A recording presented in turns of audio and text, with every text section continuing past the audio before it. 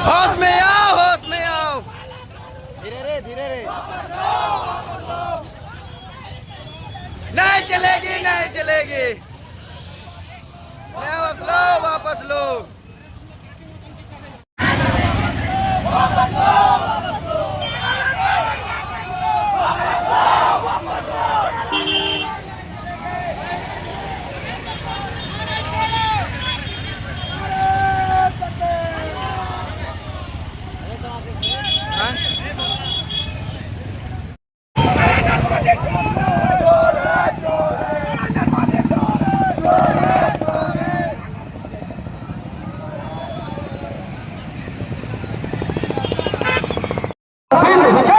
Reject करो, reject करो,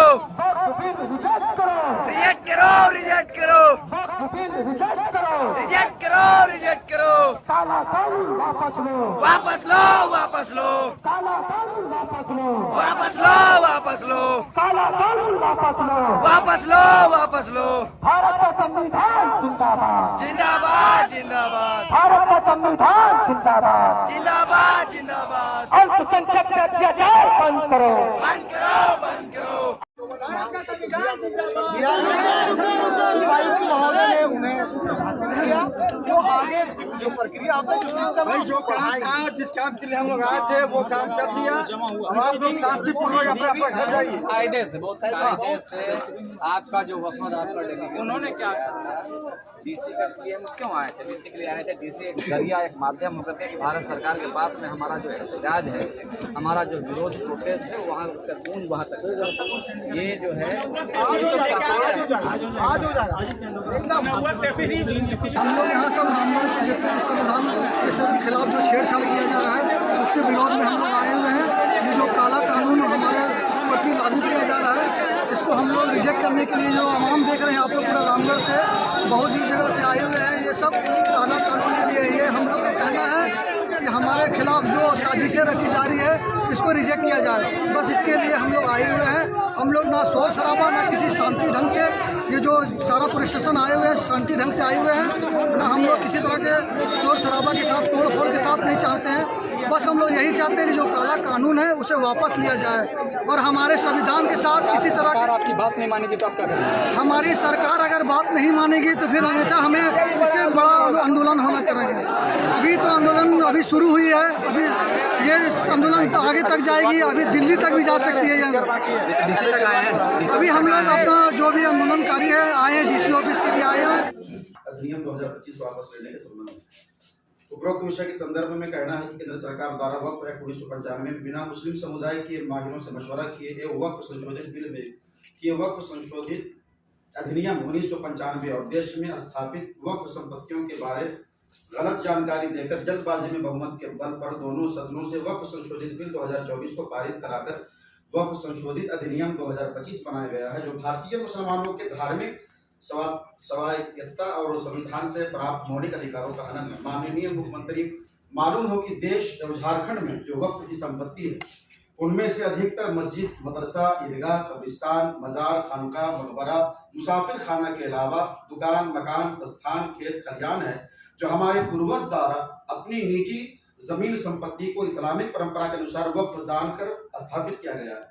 वहीं बहुत सी जमीनों को राजा, महाराजा, नवाब, जमींदार, ओहदेदार द्वारा भी वक्फ दान किया गया है।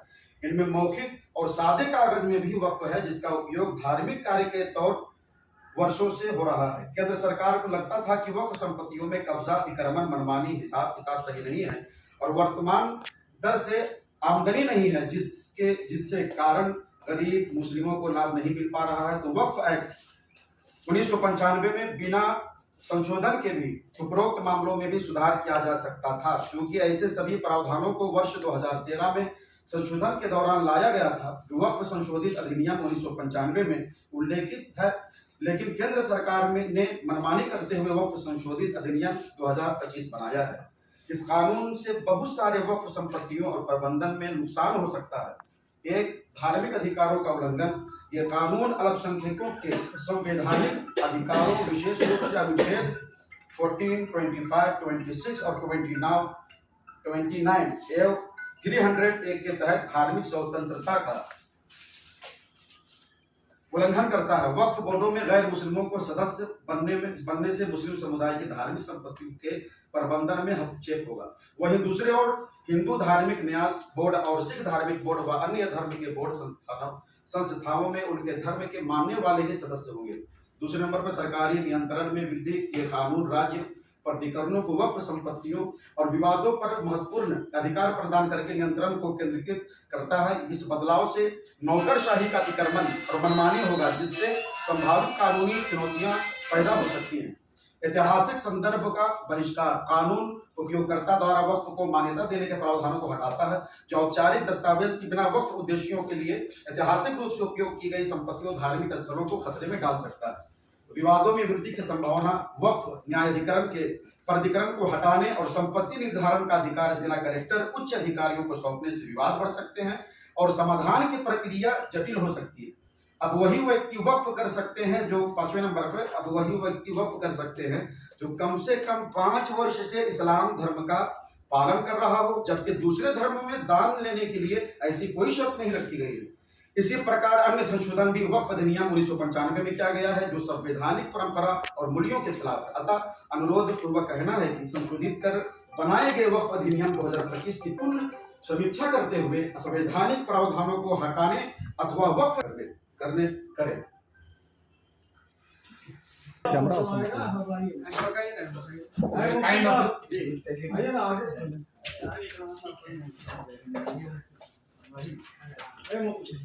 इधर से थोड़ा सा दो ही लोग तो हो जाए, कोई दिक्कत नहीं है। हो गया चलिए बस ठीक।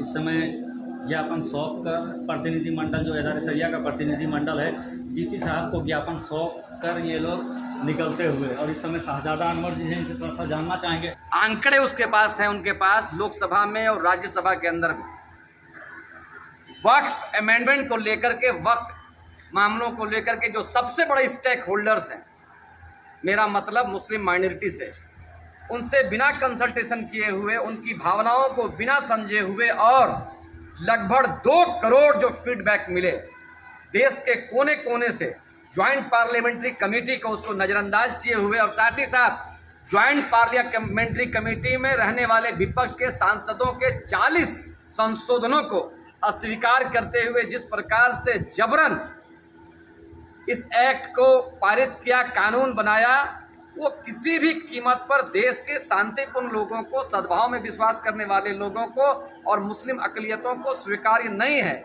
इसमें बहुत सारी धाराएं जो है बिल्कुल आपत्तिजनक, अन्यायपूर्ण है, न्याय संगत नहीं है। इस वजह से इनको किसी भी कीमत पर इस स्वरूप पर हम स्वीकार नहीं कर सकते, और इसी को लेकर के पूरे देश के अंदर में एक विरोध की लहर है। और उसी क्रम में आज इदारे शरिया ने एक बड़ी जमात और बड़ी तादाद में लोग उनके नेतृत्व में, उनके क़यादत में आए हैं, और हम लोग भी एक खादिम के हैसियत से, हम हो या बाकी जितने लोग यहाँ पर हैं, उसी का हिस्सा बन करके आए हैं अपनी भावनाओं से उपायुक्त महोदय को अवगत कराने के लिए और भारत सरकार से। सर, आप लोगों का डिमांड क्या है? संशोधन चाहते हैं या पूरा ये वक्फ संशोधन अधिनियम 2024-25 इसको टैक बैक चाहते हैं? जिसमें कि ये काला कानून है, और ये हम लोग का एक तरह से हम लोग इसमें चाहते हैं कि ये काला बिल वापस ले केंद्र सरकार। जिस तरह से अमिटमेंट किया है, क्या हिंदुओं के संस्थान में गैर हिंदू हैं, क्रिश्चियन की संस्थान में गैर क्रिश्चियन है, गुरुद्वारे के संस्थान में गैर सरदार है, उसी तरह हमारी भी जो वक्फ है वो गैर मुस्लिम को हटाया जाए, डीसी का पावर को हटाया जाए, और जितने भी इसमें अमिटमेंट किए हैं उस काला कानून को केंद्र सरकार वापस ले। ये फ़ायदा हो सकता है, हमें मिल सकता है। ये जो 20,000 की भीड़ जिला रामगढ़ में इदारा शरिया रामगढ़ अंसार बहादुरी की तरफ से इकट्ठा किया गया है, हम सरकार तक संदेश पहुंचाना चाहते हैं कि ये जो बिल जो लाया गया है काला कानून के शक्ल में, वक्फ संशोधन अधिनियम 2025, ये हमें मंजूर नहीं है। आज के बाद कितना मजबूत आपको मानते हैं?